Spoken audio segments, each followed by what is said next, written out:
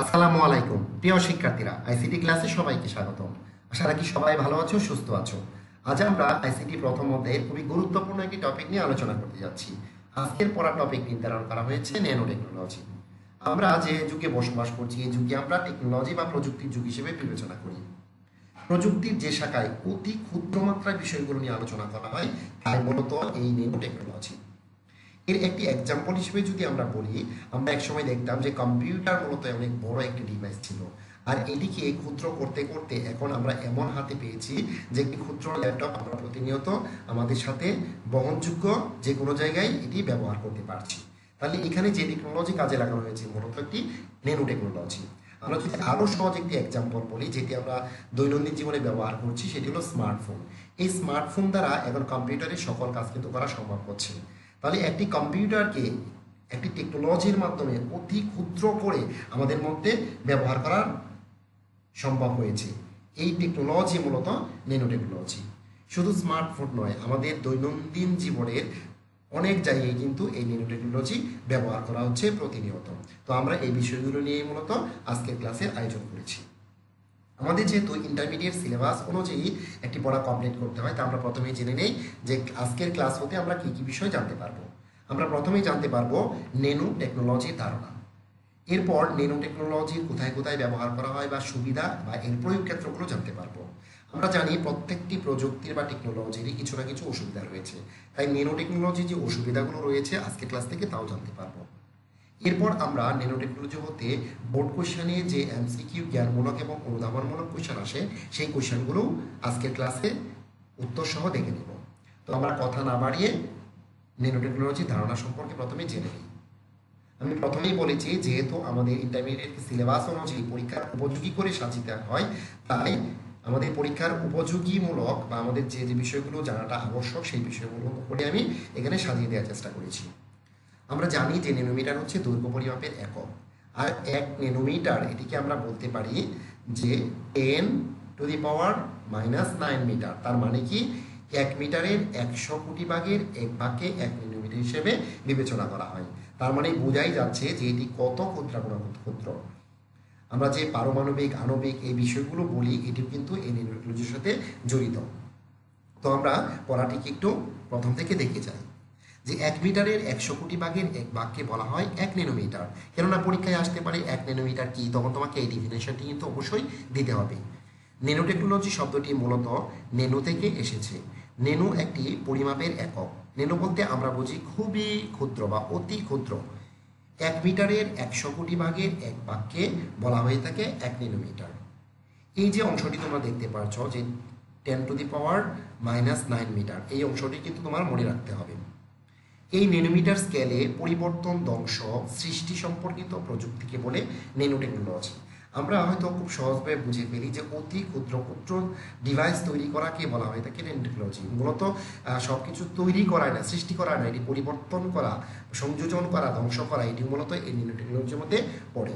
আমরা কেবল অতি ক্ষুদ্র বিষয় নিয়ে বড় বিষয়কে ক্ষুদ্র করবো এরকম নয়, অনেক ক্ষুদ্র বিষয় থেকে কিন্তু অনেক বড় বিষয় নিয়েও এই ন্যানো টেকনোলজি আলোচনা করবে।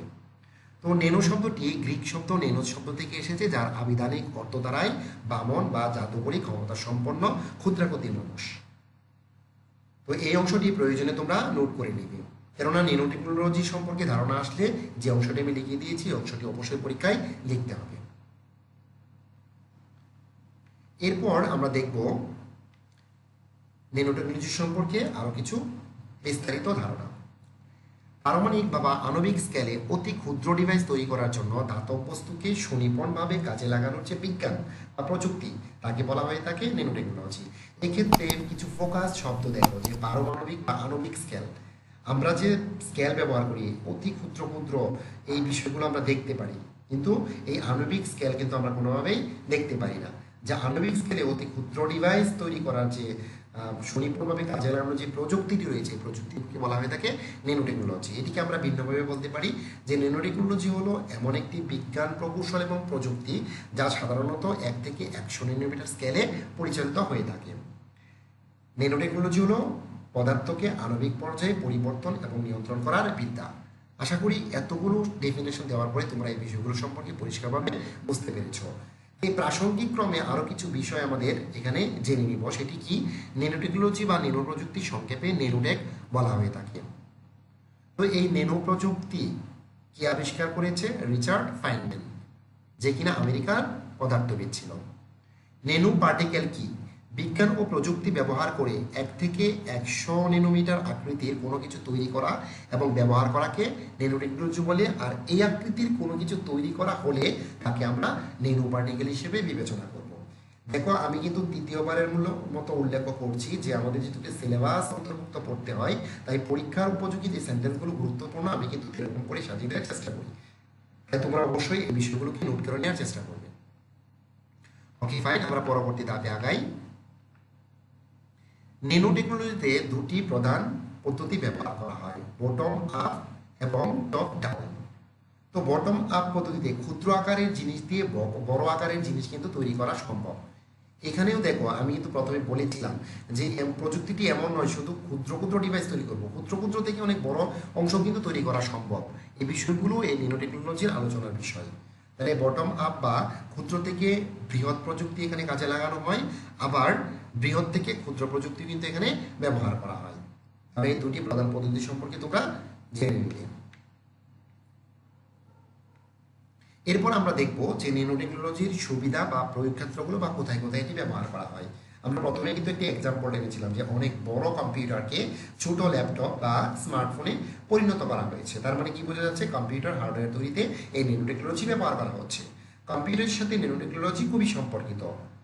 কম্পিউটারের ভিতর যে প্রসেসর আছে তা অসংখ্য ক্ষুদ্র ক্ষুদ্র ন্যানোমিটার স্কেলের সার্কিট, আর তাতে ব্যবহৃত হচ্ছে nano technology. Intel processor silicon এর প্যাটার্ন করে সার্কিট বানানো, তার বর্তমান সাইজ কি আমরা জানি 100 ন্যানোমিটার। ভবিষ্যতে এর আকার আরও ছোট করার চেষ্টা করা হচ্ছে। কম্পিউটারের হার্ড ডিস্কের তথ্য সংরক্ষণের ক্ষমতা দিন দিন বাড়ছে এই ন্যানো টেকনোলজি প্রয়োগের মাধ্যমে। নিশ্চয় তোমরা এই বিষয়টি বুঝতে পেরেছ। তো এর দ্বারা ন্যানো রোবট তৈরি করা হচ্ছে, অতি ক্ষুদ্র ক্ষুদ্র রোবট যেন কাজ করতে পারে সেই বিষয়গুলো তৈরি করা হচ্ছে। ইলেকট্রনিক যন্ত্রপাতি তৈরি করা হচ্ছে এই ন্যানো প্রযুক্তি ব্যবহার করে। জ্বালানি তৈরিতেও কিন্তু এই ন্যানো টেকনোলজি ব্যবহার করা হচ্ছে। ব্যাটারির জন্য ফুয়েল সেল তৈরিতে বা কম খরচে জ্বালানি তৈরি করতে এই ন্যানো টেকনোলজি ব্যবহার করা হয়। খাদ্য শিল্প বা প্যাকেজিংয়ে, এই প্যাকেজিংয়ের বিষয়টি কিন্তু আমরা আমাদের ইতিপূর্বে বোর্ড কোশ্চেনে দেখা গেছে যে এই খাদ্যজাত পণ্যের প্যাকেজিং করার জন্য কোন প্রযুক্তি ব্যবহার করা হয়। তাহলে বিভিন্ন খাদ্যজাত পণ্যের প্যাকেজিং ও প্রলেপ তৈরিকরণে এই ন্যানো টেকনোলজি কিন্তু ব্যবহার করা হয়, বা খাদ্যের গুণাগুণ রক্ষার্থে ন্যানো টেকনোলজি ব্যবহার করা হয়। আমরা যদি সহজ ভাষায় বলি, আমরা প্রত্যেকেই চিপস চিনি, যে চিপসের যে প্যাকেটটি তৈরি করা হয় এই প্যাকেটটি তৈরি করতে কিন্তু এই ন্যানো টেকনোলজির ব্যবহার রয়েছে। তো আমরা আরও কিছু প্রয়োগ ক্ষেত্র দেখে নিব। চিকিৎসা ক্ষেত্রে এবং ঔষধ তৈরিতে একটি বিষয় লক্ষ্য করো, আমরা যেহেতু বর্তমান 2021 সালে বসবাস করছি এবং আমরা একটি মহামারী বা করোনা পরিস্থিতির সম্মুখীন হয়েছি, আমরা কিন্তু প্রায় সময়ই গুজব প্রকার যেভাবে আমরা প্রায় সময় শুনতে পারি যে করোনার টিকা তৈরি দিয়ে একটি প্রযুক্তি আমাদের মধ্যে ঢুকিয়ে দেওয়া হচ্ছে এবং আমরা আমাদের দৈনন্দিন জীবন বা প্রতিনিয়ত কী করছি এটি অন্যজন এটির মাধ্যমে জানতে পারবে। মূলত এটি সঠিক হোক আর সঠিক নাই হোক, এই বিষয়টি কিন্তু একেবারে ফেলে দেওয়ার মতো নয়। কেননা ন্যানো টেকনোলজির যে বিষয়টি, আমি মূলত আবার বলে নিচ্ছি যে এই টিকার যে গুজবটি বের হয়েছে এই গুজবটি নিয়ে আমি বলছি, মূলত এটি সত্যি নয়। তো এই যে এখানের যে প্রযুক্তি, এই প্রযুক্তির ক্ষেত্রে কিন্তু ন্যানো টেকনোলজি ব্যবহার করে এই ক্ষুদ্র ক্ষুদ্র ডিভাইস আমাদের মধ্যে ঢুকিয়ে দেওয়া সম্ভব। আমরা প্রায় সময় কিন্তু এগুলো সম্পর্কে আমাদের বর্তমান অনলাইনে দেখে থাকি বা সামাজিক যোগাযোগ মাধ্যমে দেখে থাকি। যা হোক, তো খেলাধুলা সামগ্রী তৈরিতেও কিন্তু এই ন্যানো টেকনোলজি ব্যবহার করা হয়। বস্ত্রশিল্পে এটি ওতপ্রোতভাবে জড়িত, কেননা কাপড়ের যে রং করার জন্য, তারপরে কাপড়ের ওজন ঘনত্ব ঠিক রাখার জন্যও কিন্তু এই ন্যানো টেকনোলজি ব্যবহার করা হয়ে থাকে।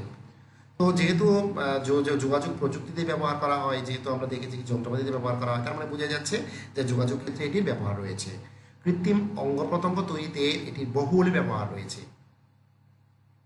দেখো, বাতাস পরিশোধনে ট্যানারি শিল্পের বর্জ্যকে এই প্রযুক্তির সাহায্যে দূষণমুক্ত করে নদীর পানির দূষণ পরিশোধ সহায়তা করে গাড়ি এবং শিল্প কারখানায় নির্গত বিষাক্ত ধোঁয়া ন্যানো পার্টিকেলের সহায়তায় দূষণমুক্ত গ্যাসে পরিণত করা সম্ভব হচ্ছে। তার মানে কি, ন্যানো টেকনোলজির মাধ্যমে বাতাসের মধ্যে যে অতি ক্ষতিকারক যে বিষয়গুলো রয়েছে এই বিষয়গুলোকে নির্গত করে আমাদের বাতাসকে, আমাদের আবহাওয়াকে আরও সুন্দর করার জন্য ন্যানো টেকনোলজি প্রযুক্তি ব্যবহার করে এটি সম্ভব।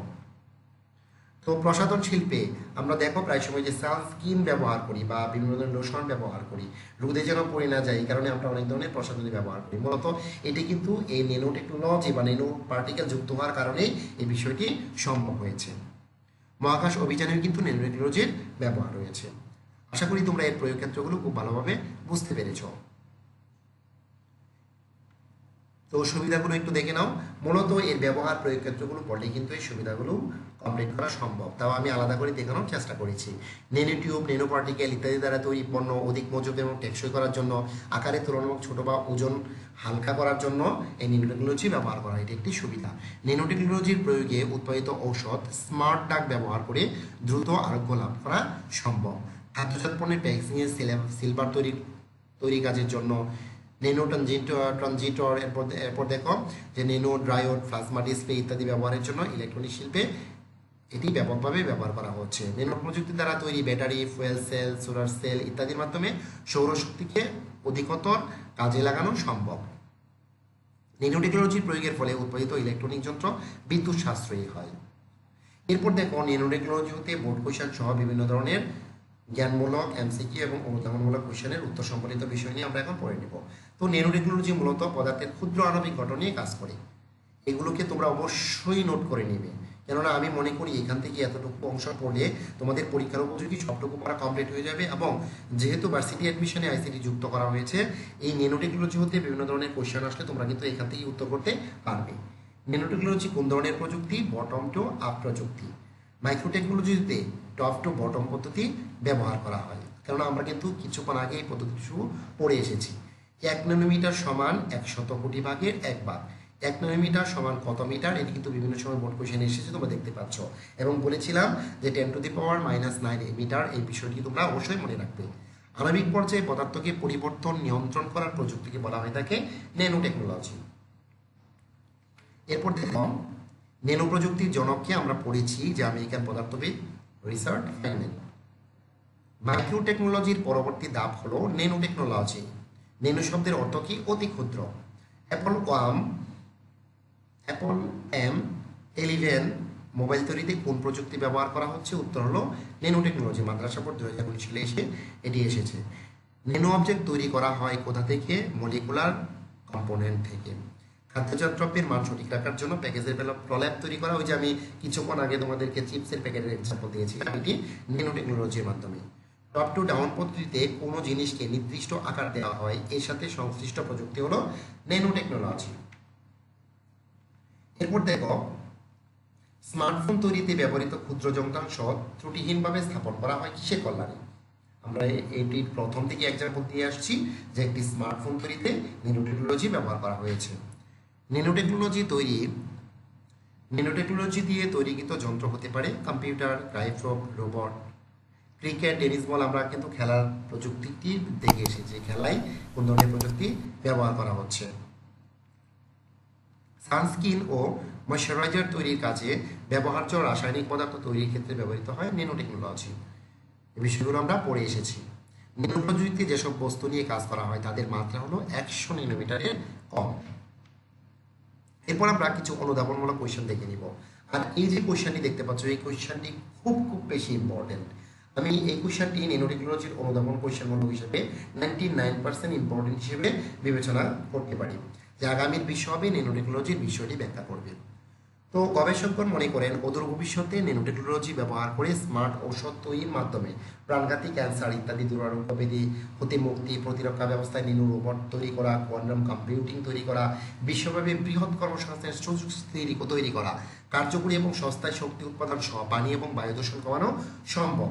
আর এই প্রযুক্তি ব্যবহারের মাধ্যমে বৃহৎ পণ্য উৎপাদনও সম্ভব। উৎপাদিত পণ্য আকারে ক্ষুদ্র এবং ছোট হলেও অত্যন্ত মজবুত হবে, বিদ্যুৎ সাশ্রয়ী হবে, টেকসই এবং হালকা হবে। তাই বলা যায় আগামী বিশ্ব হবে ন্যানো টেকনোলজির বিশ্ব। আমি তোমাদেরকে পুনরায় বলে নিচ্ছি যে এই কোয়েশ্চেনটি যেহেতু ইম্পর্টেন্ট, তাই এখানে আমি যে সংক্ষেপে যেহেতু আমাদের এই ন্যানো টেকনোলজির বিষয়টি বর্ণনা করতে হয়, তাই এখানে সংক্ষেপে দিয়ে দিয়েছি। এই বিষয়টিকে তোমরা অবশ্যই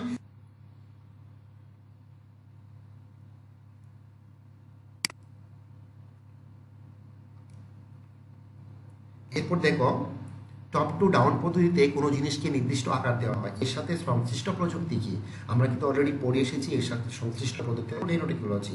এই ন্যানো টেকনোলজি লিখে এরপর ন্যানো টেকনোলজি বিষয়টি তোমরা ধারণা আকারে বা ডেফিনেশন আকারে লিখে দিবে, তাহলে এই উত্তরটি হয়ে যাবে। আশা করি নিশ্চয়ই তোমরা বিষয়টি পরিষ্কারভাবে বুঝতে পেরেছ। আণবিক পর্যায়ের গবেষণার প্রযুক্তিটি ব্যাখ্যা করো। ইতিপূর্বের বোর্ড কোশ্চেনে কিন্তু এই কোশ্চেনটি আমরা প্রায় সময় দেখতে পাচ্ছি যে এটি আমরা বিভিন্ন বোর্ড কোশ্চেনে এসেছে। আণবিক পর্যায়ে গবেষণার প্রযুক্তি হলো ন্যানো টেকনোলজি। এরপর তুমি কি করবে, এটির বর্ণনা দিয়ে ন্যানো টেকনোলজি সম্পর্কে বিস্তারিত ব্যাখ্যা দিয়ে দিবে, তাহলে এই উত্তরটি সম্পন্ন হয়ে যাবে। তো আজকের ক্লাস এই পর্যন্তই থাকবে। আশা করি আজকের ক্লাস দিয়ে তোমরা উপকৃত হয়েছ। সবাই সুস্থ থাকবে, ভালো থাকবে। আল্লাহ হাফেজ।